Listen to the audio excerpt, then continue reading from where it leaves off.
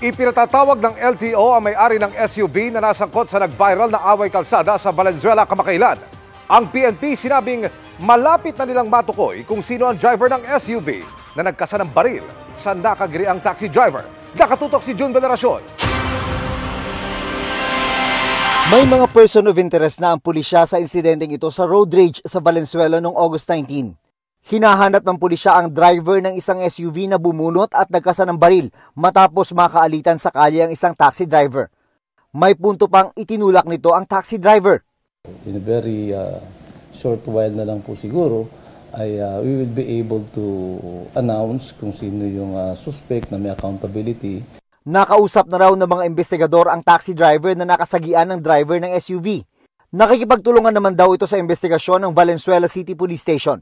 I would like to assure the public that magsasampa tayo ng kaukulang kaso para mapanagot ang sino mang nagkasala sa insidente na ito.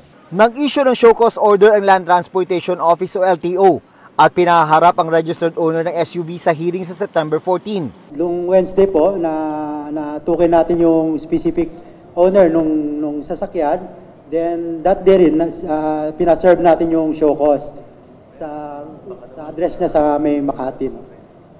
Ang problem lang, hindi na siya naka-reside doon. 3 violation ang maaaring kaharapin ng driver: reckless driving, improper person to operate a vehicle, at obstruction of traffic.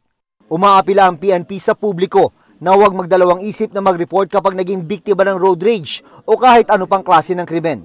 Sa insidente kasi ng road rage sa Valenzuela, walang nag-report o nagreklamo sa barangay o sa mga pulis. Naaksyonan lang ito nang mag-viral na sa social media.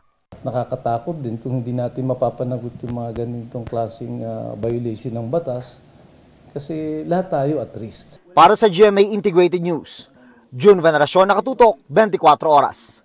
Mga kapuso, samahan nyo kaming tumutok 24 oras. Bisitahin at mag-subscribe sa GMA Integrated News sa YouTube. Sa mga kapuso abroad, bisitahin ang GMA Pinoy TV at www.gmanews.tv.